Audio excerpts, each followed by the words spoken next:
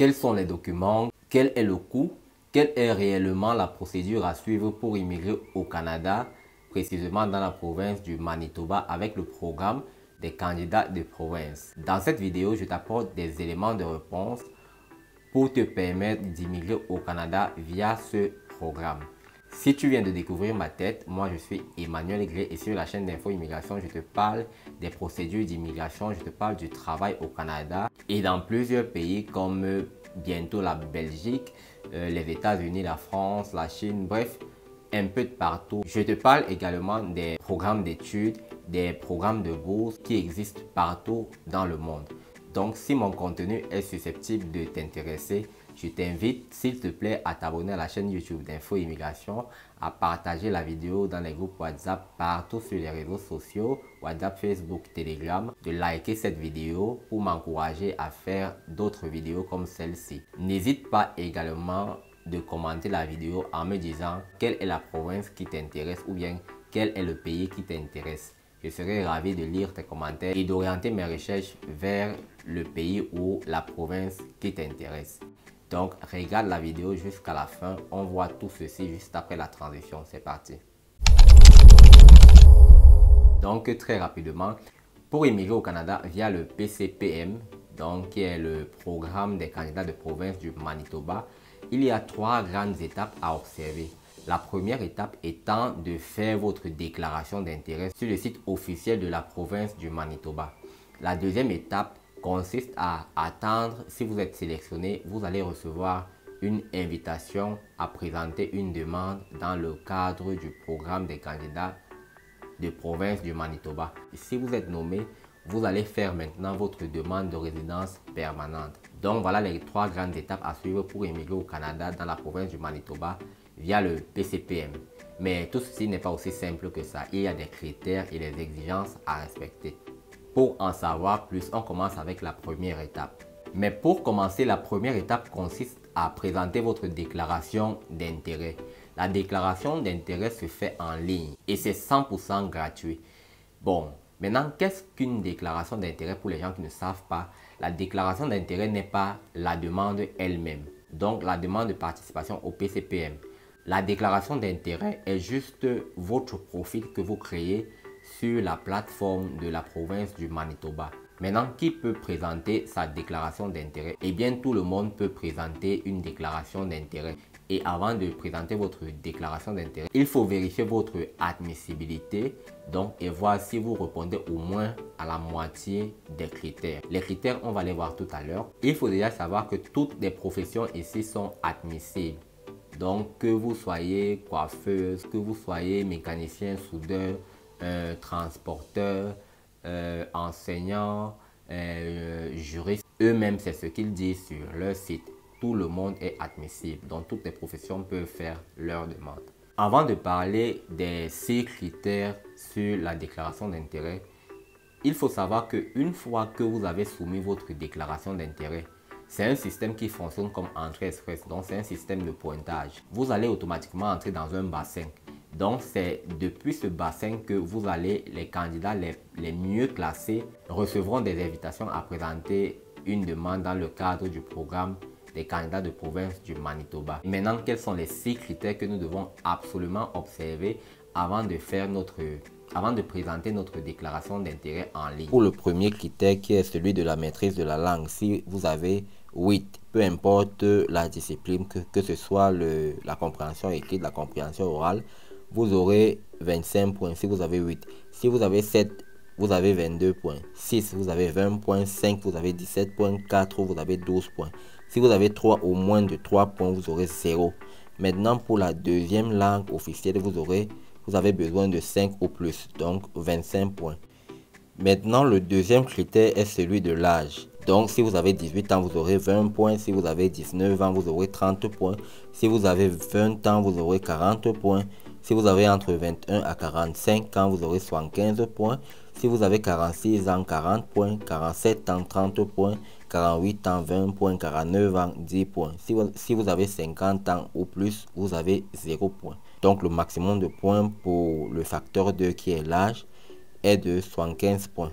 Ensuite, le troisième critère qui est l'année d'expérience professionnelle. Donc si vous avez moins d'1 an dans votre profession, vous avez 0 points. Si vous avez 1 an, vous avez 40 points. Si vous avez 2 ans, vous avez 50 points. Si vous avez 3 ans, vous avez 60 points. 4 ans ou plus, vous avez 75 points.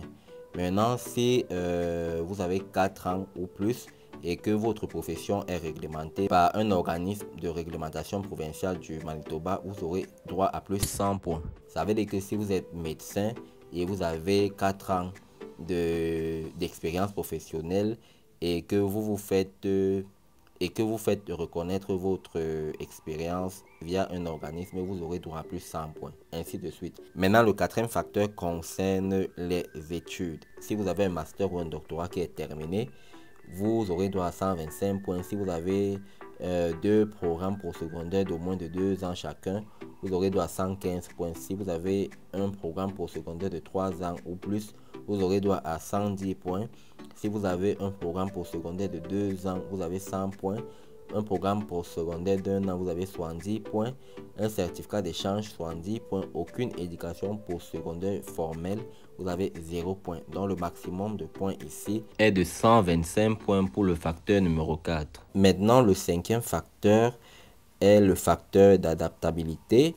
Votre connexion avec le Manitoba. Si vous avez un proche parent au Manitoba, vous aurez droit à 200 points.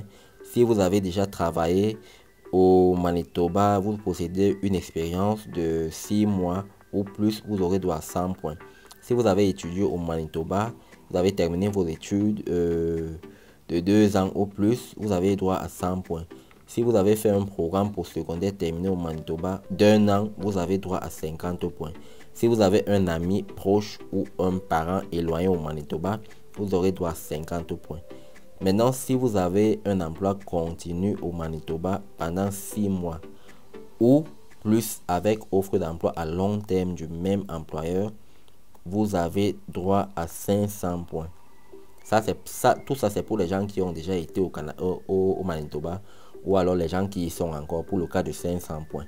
Maintenant, si vous avez une invitation à présenter une demande dans le cadre d'une invitation stratégique, vous aurez droit à 500 points. Il faut que je m'arrête à ce niveau parce que pour avoir une invitation à présenter une demande dans le cadre d'une initiative stratégique, vous pouvez faire ce qu'on appelle une visite exploratoire. Donc, en faisant une visite exploratoire, vous allez obtenir cette invitation et vous aurez 500 points. Maintenant, pour faire une visite exploratoire, il vous faut avoir entre 21 ans et 45 ans. Vous devez avoir terminé au minimum un programme de formation postsecondaire. Et vous devez avoir en votre possession un certificat, donc un diplôme de fin d'études. Vous devez occuper un poste professionnel à temps plein pendant au moins 2 ans, avec une expérience professionnelle continue de 6 mois à temps plein. Et vous devez également avoir les tests de langue, avoir un minimum de 4 pour les tests linguistiques. En gros, voilà ce qu'il vous faut pour faire votre visite exploratoire. Et la visite exploratoire également, sa demande se fait en ligne. Donc si vous êtes intéressé, dites-moi, je vais faire une vidéo sur la visite exploratoire. Ensuite, pour continuer, si vous êtes à l'extérieur de Winnipeg, vous aurez droit à 50 points. Donc les points maximum ici, pour le facteur 5, nous avons 500 points. Vous pouvez facilement avoir ces 500 points si vous êtes invité à présenter une demande. Donc si vous avez déjà fait une visite exploratoire ou alors vous avez reçu une offre d'emploi via les missions de recrutement qui sont organisées à l'extérieur du Canada par la province du Manitoba. Maintenant, le 6e facteur, c'est l'évaluation des risques. Bon, ça ne nous concerne pas trop. On ne va pas trop s'étaler là-dessus. En gros, voilà les critères sur lesquels il faut essayer de auto-évaluer votre profil. Si vous voyez que vous pouvez obtenir la moitié de ces points-là, les gars, lancez-vous. Allez faire votre déclaration d'intérêt. Et si vous avez déjà vos tests linguistiques, il faut que vos tests soient prêts pour être téléversés ici. Donc, une fois terminé avec votre déclaration d'intérêt, vous allez rester scotché sur la chaîne d'Info Immigration à attendre des nouvelles sur une ronde d'invitation de la province du Manitoba. Dès qu'il y a ronde d'invitation, j'en parlerai sur la chaîne et je ferai une vidéo pour annoncer cette nouvelle. Et de votre côté, vous irez tout simplement vous connecter sur votre profil et voir si vous avez reçu une invitation à présenter une demande dans le cadre du programme PCPM.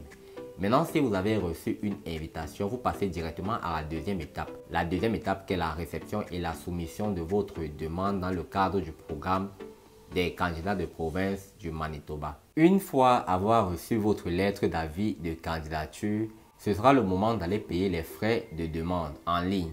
Donc vous allez les payer via la carte prépayée Visa ou alors une Mastercard.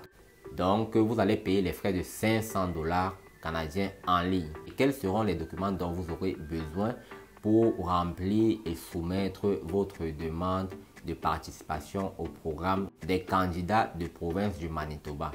En première section, vous aurez besoin des documents de renseignement personnel, donc passeport, pièces d'identité dont les actes de naissance, état civil, donc les actes de mariage, actes de divorce, des documents des personnes à charge. Donc si vous avez adopté des enfants, vous avez besoin de leurs actes de naissance, bref, des documents comme ceux-là. En deuxième partie, nous avons besoin des documents éducatifs, dont tous les diplômes et certificats que vous avez mentionnés dans votre déclaration d'intérêt.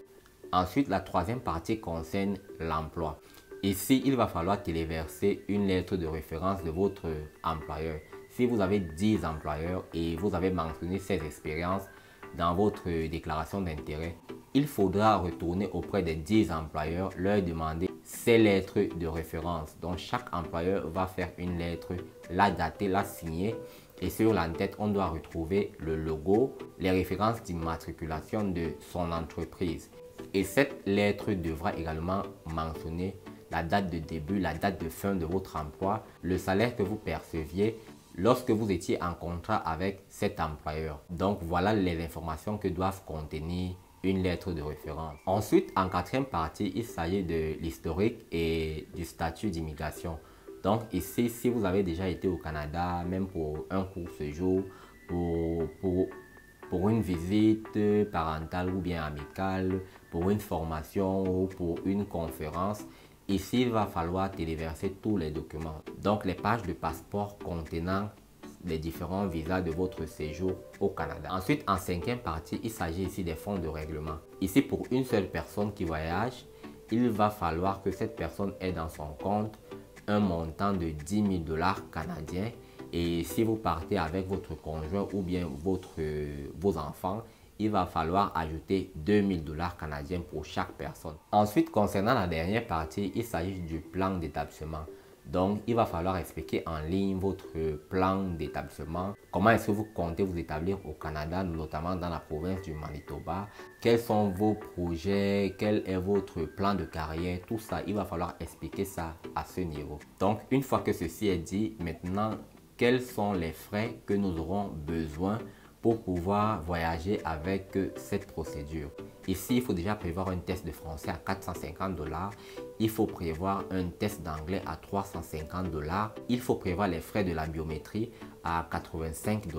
Il faut prévoir les frais de l'examen médical à partir de 200 $. Là aussi, ça varie d'un pays à un autre. Ensuite, il faut prévoir les frais de votre demande à la participation du programme des candidats du Manitoba à 500 $ canadiens. Et après, il faut prévoir les frais de subsistance qui s'élèvent à un montant de 10 000 $ canadiens pour une personne. Donc, si vous êtes deux, ça fait 12 000 $ pour deux personnes. Mais ici, on fait une estimation pour une personne. Donc, on va prévoir 10 000 $ pour une personne. Ensuite, il va falloir payer les frais de votre visa de résidence permanente. Les frais de visa s'élèvent à 1 325 $ canadiens. Donc, en moyenne, cette procédure va nous coûter dans les 12 710 $ canadiens. Donc, à 5 875 000 francs CFA environ. Donc, les amis, voilà la petite estimation et la présentation de cette procédure. Si jamais la province du Manitoba vous intéresse et si vous n'avez pas besoin d'avoir un emploi pour émigrer au Canada, prenez votre temps, prenez votre mal en patience, préparez-vous même pendant un an. Le Canada a un très bon plan pour l'immigration jusqu'en 2023-2025. Donc, prenez votre mal en patience, préparez vos documents un à un et faites des choses dans la règle de l'art. Ne vous faites pas arnaquer parce qu'il y a beaucoup de personnes qui sont prêtes à vous dire non, voilà, donne-moi de l'argent, en une semaine je te fais partir, en 2 semaines je te fais partir. On connaît très bien comment cela se termine. Ne donnez pas votre argent durement travailler à quelqu'un. J'espère que cette vidéo vous aura édifié et vous aura plu. N'hésitez pas à la partager dans les groupes WhatsApp, Facebook, partout sur internet, de la liker et n'oubliez pas de vous abonner massivement à la chaîne YouTube d'Info Immigration. Ça me fait toujours plaisir de voir que mon travail plaît à plusieurs personnes. Donc, activez la cloche de notification. On se quitte et on se dit à la prochaine vidéo. Ciao, ciao.